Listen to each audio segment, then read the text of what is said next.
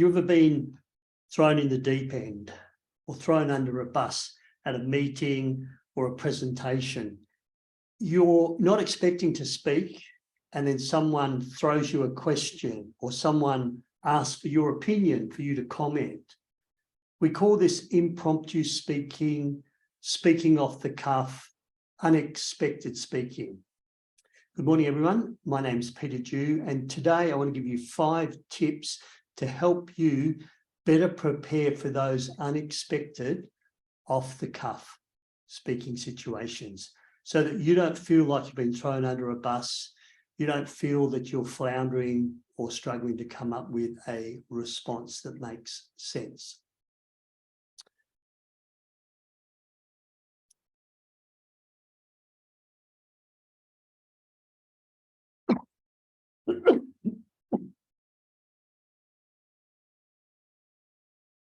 So 5 tips to help you prepare for off-the-cuff public speaking. Please ask questions as we go, take notes. All of my webinars are recorded, so that means it's available for you to look at, to review later on. If you're unable to attend, or you have to leave early, send me an email and this is available for you. But most importantly, think about what could you do differently? How does this apply to you? And by you, I mean you in the webinar.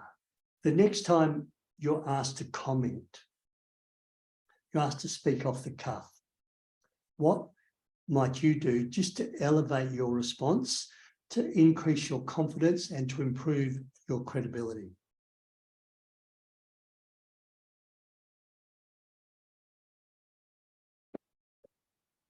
The reason I ask that question is, if you attend a webinar and you don't make any changes, you don't take something away, then I just become hot air.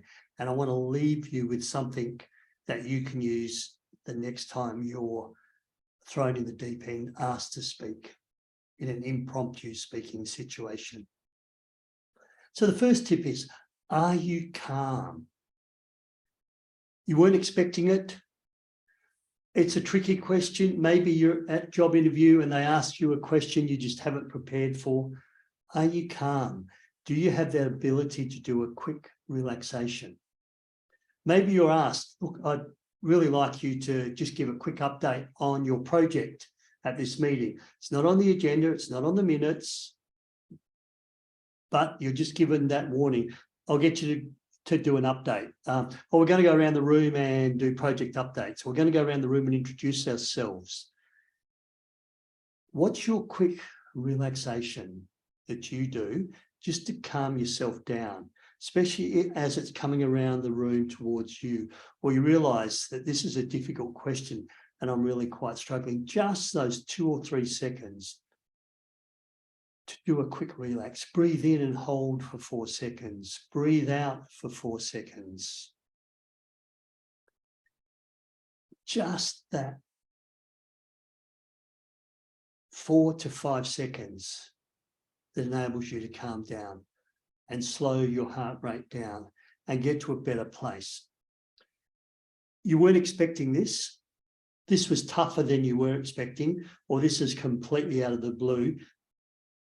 Stressful? Do a quick relaxation. I'm a great believer in just pausing, taking some time, and while I'm pausing, I'm breathing in deep.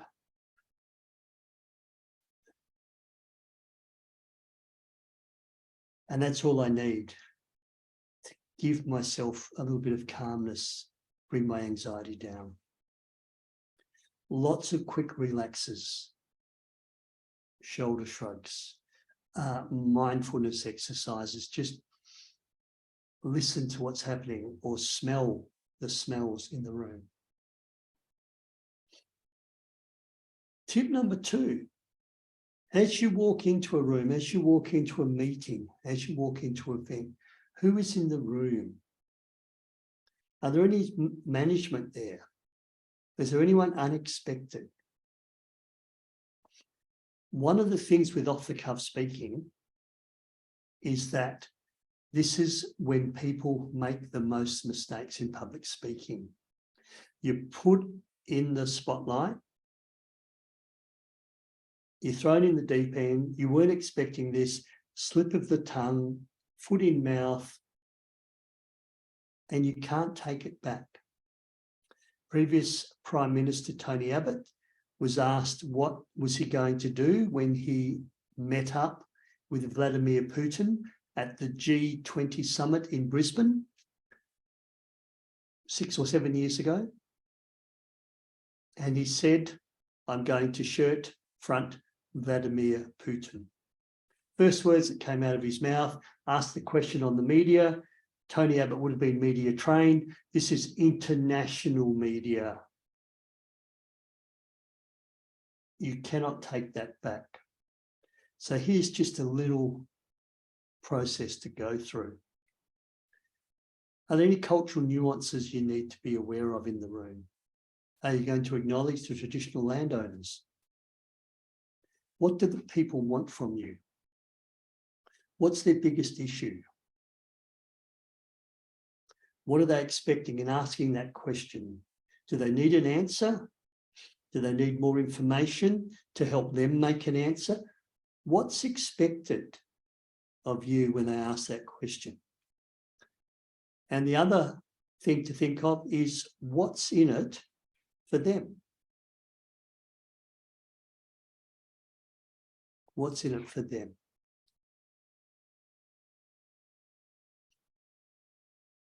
If you give them some information that helps them solve a problem, helps them move forward, then that's all they really want for you.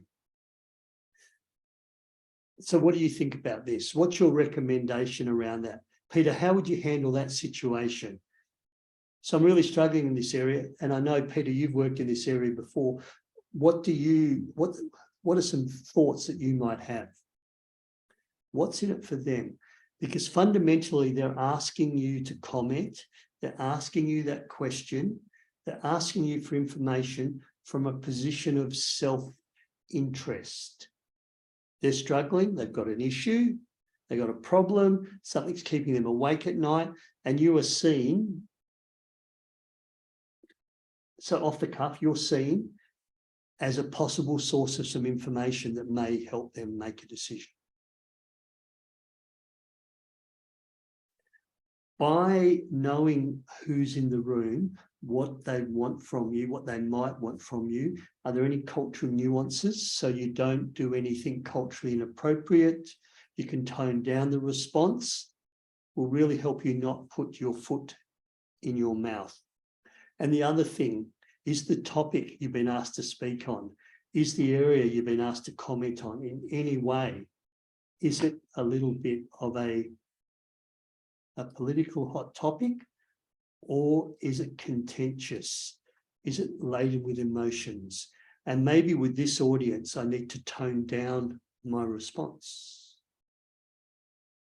Maybe I need to be a little bit evasive because of who's in the room, and whichever way I go, I'm going to cause some political turmoil, some organisational turmoil.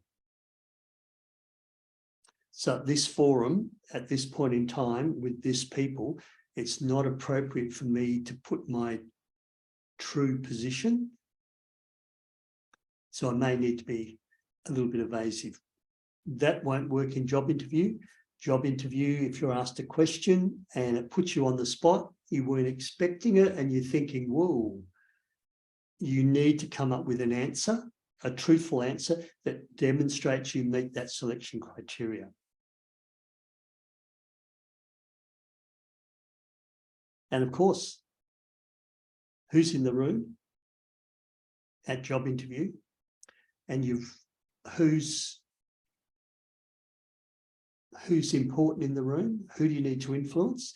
The HR person might be taking scribing or ensuring that everything follows appropriate procedure, that there's no questions that can't be used in a job interview, and that equity occurs for all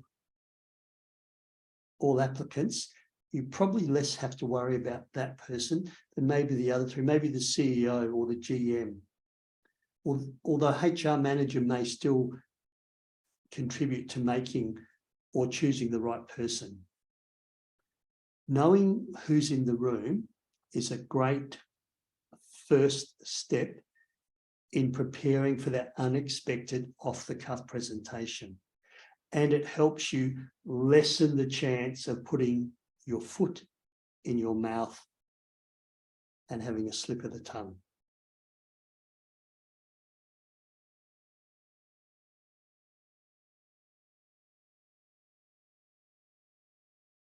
What has happened lately?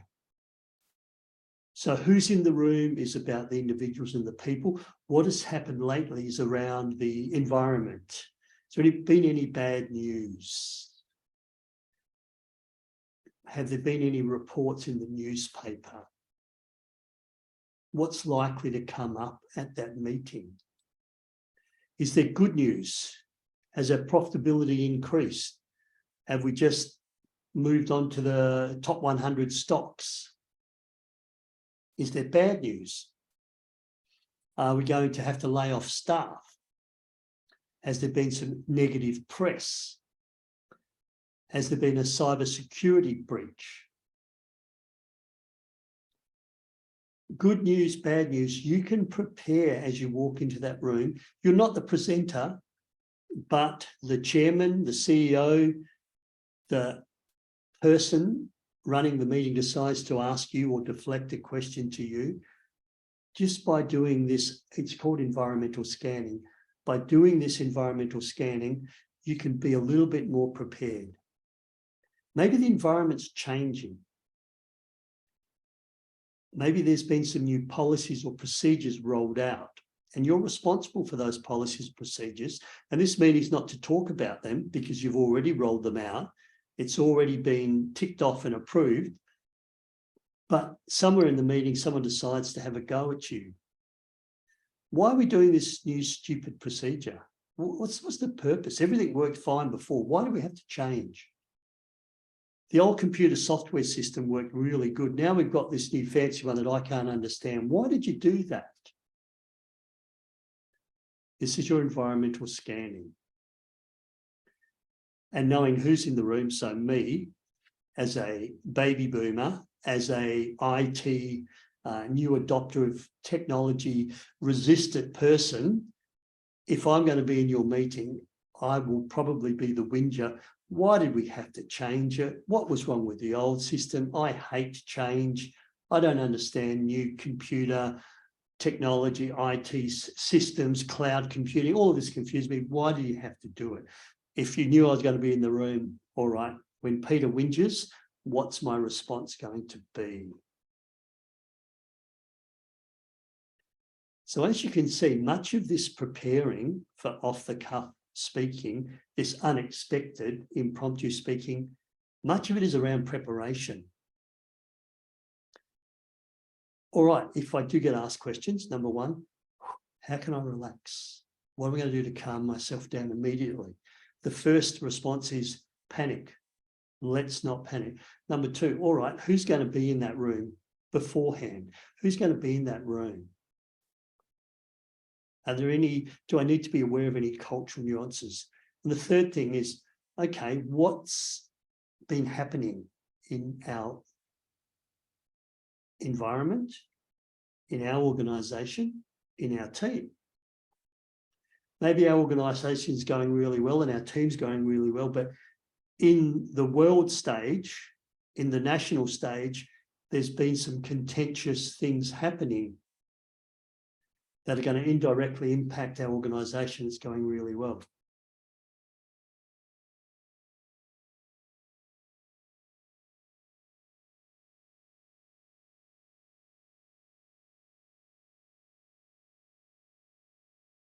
Tip number 4, have your take it on notice, ready to go.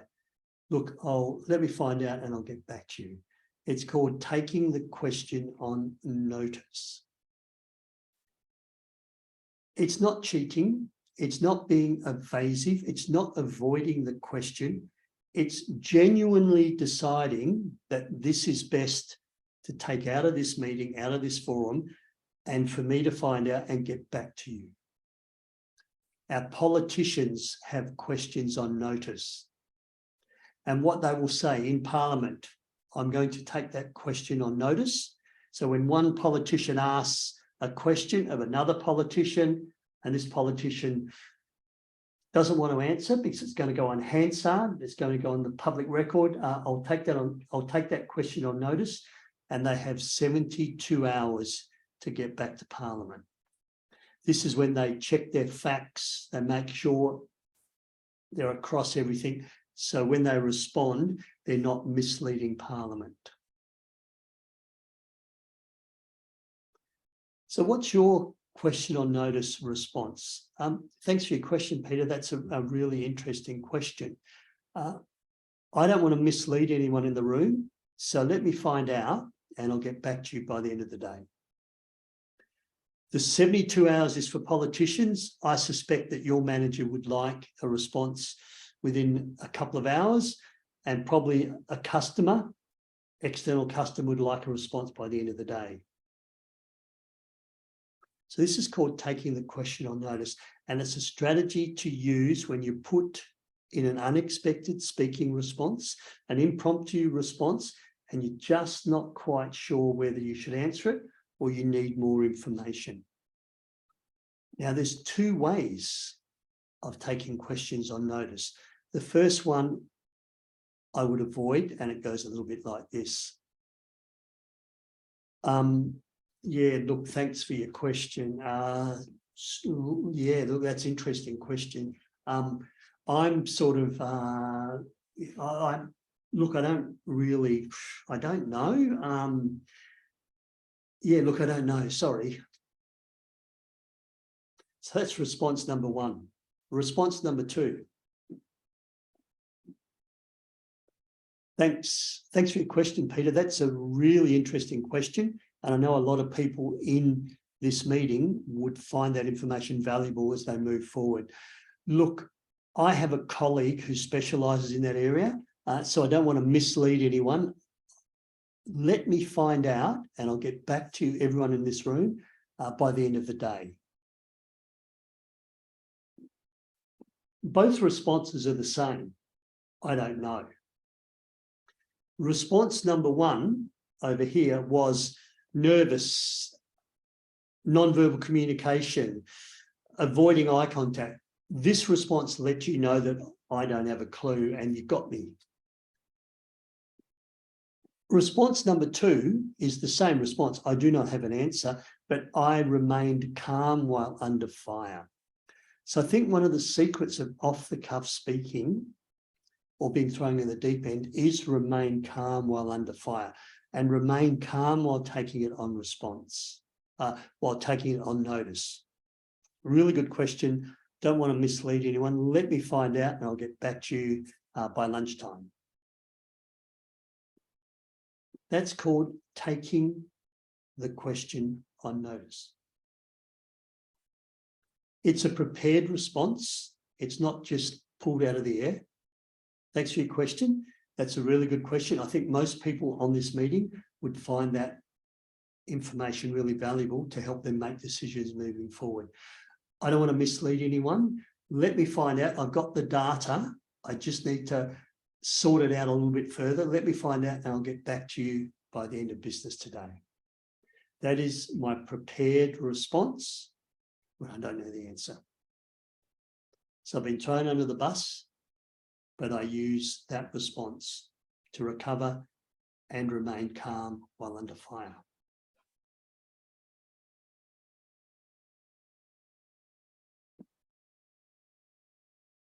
Use a backup model. There's a whole host of backup models. And in my Thinking and Speaking Off the Cuff workshop, I teach 10 different models. They're like a safety net.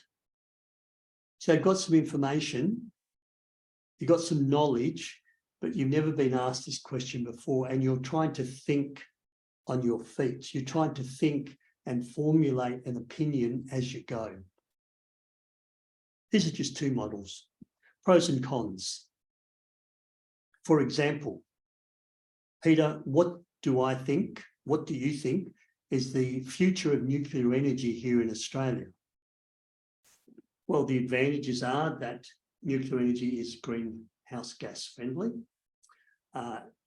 There's a lot of uranium here in Australia. It's readily available, and it's also rich. So it's not poor quality ore, it's high quality, high grade uranium. It means a little bit goes a long way.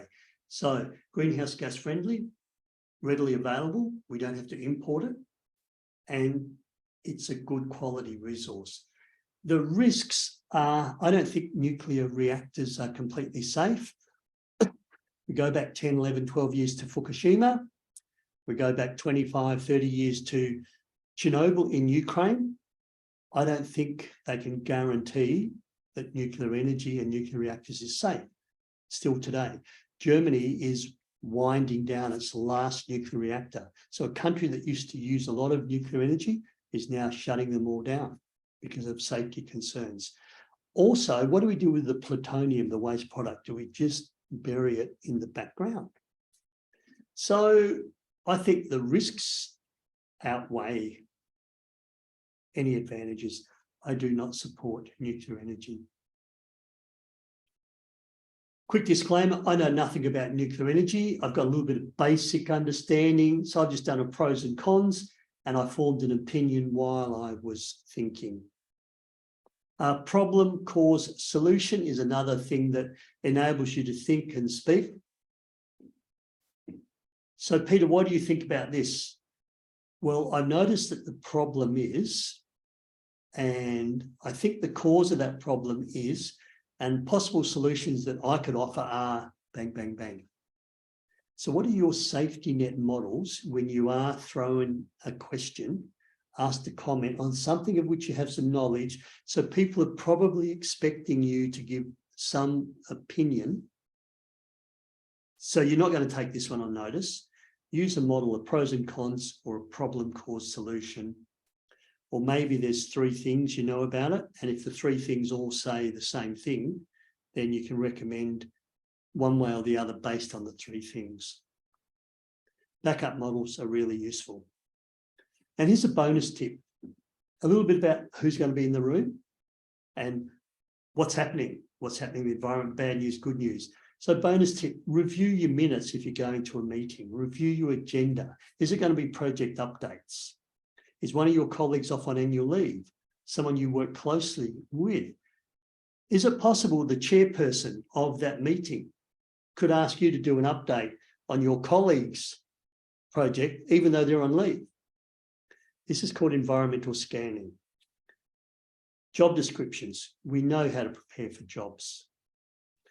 Have there been any press releases, any bad news? I noticed that some nursing homes in Western Australia, small nursing homes, are closing down because they cannot secure 24-hour registered nursing, RN nursing services. And a new government requirement is that every nursing home has every aged care facility has 24-hour registered nurse coverage. This is out in the news today. If you're a witness in a court of law, you're going to be hammered. You're going to be questioned. The opposing counsel is going to try and discredit you, so your evidence is seen as not really relevant. Reread your witness statements. So bonus tip is, if there's any documentation, review it as much as you can before you go into a meeting, before you go to a forum, a job interview, appear as a witness in a court of law. Go on radio to do talkback radio. What's happening? What do you need to be aware of? So in summary, keep calm. What's your strategy when you're thrown that difficult question, that unexpected question? Practice your deep breathing, visualization, just to calm your nerves before going on. Visualize yourself doing a successful speech, and maybe you practice and rehearse. Upcoming events, upcoming webinars. Tuesday, 9th of May, 6 tips to cope with stage fright when public speaking. 9th of June, time management for public speaking. We all know that speaker that speaks into the next speaker's time or finishes on time and then goes into Q&A. But hold on a moment, you've finished. Your time's up and now you're asking for Q&A. And 3rd of July, tips to improve your vocal quality, important for someone like me who doesn't have a good voice. What can you do to improve your vocal quality? We've got a webinar we've got a workshop in Bendigo on the 13th of July. You know how to reach me. Any questions, any comments, please send me an email, call me up, or go to my website. This is Peter Dew, public speaking trainer and coach, wishing you well the next time you're thrown in the deep end, thrown under a bus required to speak without notice.